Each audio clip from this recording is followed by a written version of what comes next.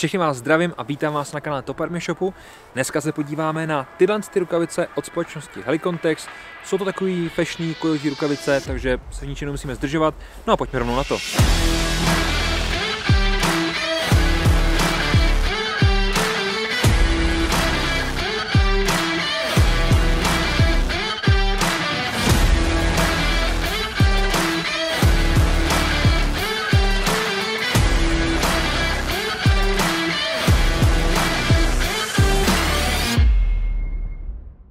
Vítám vás zpátky po našem krátkém intru. Dneska se tedy budeme věnovat těm rukavicím. Jak jsem říkal, společnost Helicontex, jmenují se All Round a jsou to rukavice, které slouží především na střelnici. Mají několik super věcí, několik super prvků, které právě podporují ten pohyb po střelnici, no ale k tomu se za chvíličku dostaneme. Hlavní materiál, který bychom našli na vrchní části, vlastně na hřbetu té ruky, je materiál zkombinovaný z polyesteru a elastanu v poměru 93% polyester, 7% elastan. Toho elastanu je tam opravdu spousta, takže samozřejmě ty rukavice jsou i patřičně elastický a pěkně se s náma hýbou. Vnitřní část té ruky, vlastně dlaň jako taková, je potom vyrobená z materiálu, který je zkrátka umělou kůží. Ten materiál je super, je tenkej, což ničemu nevadí, protože nejsou to rukavice na nějakou těžkou práci. Nicméně, tím, že je tenkej a tím, že opravdu není hrubej, je zkrátka dělaný dobře, tak máte dobrý pocit z úchopu té zbraně. Ať už dlouhý nebo krátký, zkrátka vnímáte tam ten kontakt a jste schopný reagovat na zpětný ráz, na všechno. Není to jak takový ty velký bezpečácký rukavice, říkám to sice už možná po několikátý, ale tam už nemáte takový feeling, takový pocit, takový kontakt s tou zbraní. Proto právě, když už rukavice, tak mám rád samozřejmě tyhle.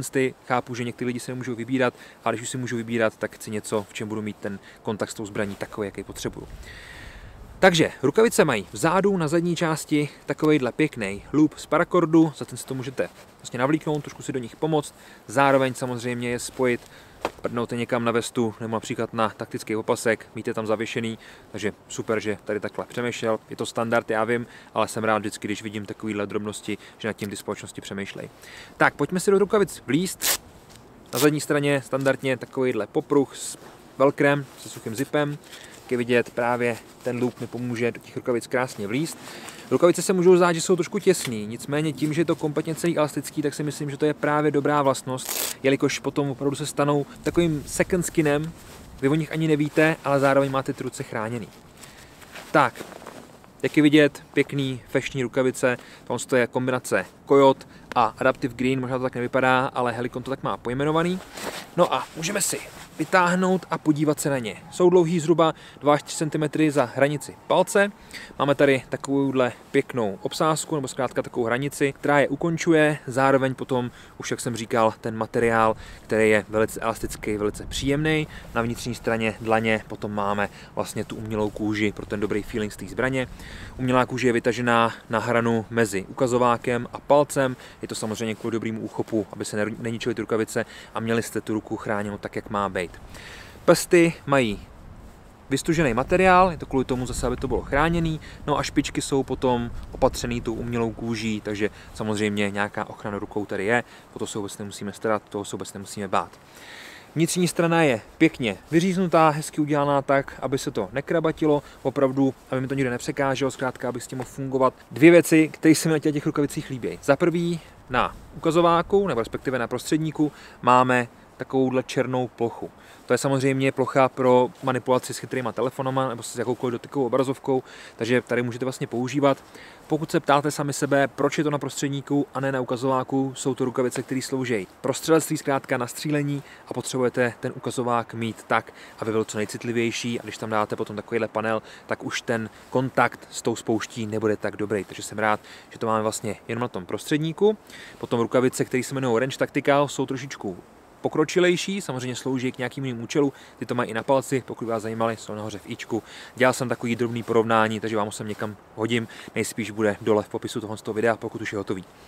Tak, druhá věc, která se mi opravdu líbí na těch rukavicích, je tato část. Možná si říkáte, že to vypadá úplně stejně, úplně standardně, klasicky, nicméně tato část je mikrovlákno, takže když máte potom nějaký brejle, můžete to vzít, díky tomu to otřít, nemusíte se bát, že se poškrábete, protože tou kůží to není úplně dobrý, tam se zachytí na jakýkoliv prach, smítko, můžete poškrábat brejle. Tady v tomhle případě to jenom otřete úplně jednoduše, nebo se otřete čelo. Zkrátka jsem rád, že tady Helikon takhle přemýšlel. Má to na více rukavicích, ale tady jsem to opravdu ocenil. Kdybych měl zhodnotit, jak ty rukavice fungují během používání, jakým způsobem drží na té ruce, já mám trošku jakoby zvláštní ruce, máme trošičku jinak stavěný, takže ne každý rukavice jim padnou. Tady jsem nezaznamenal žádný problém, to nošení je komfortní. Kdybych si vzal v černé barvě, tak je klidně budu nosit i teďka, protože se mi opravdu líbí, ale samozřejmě každý si to musí zkusit a každý si musí najít to svoje.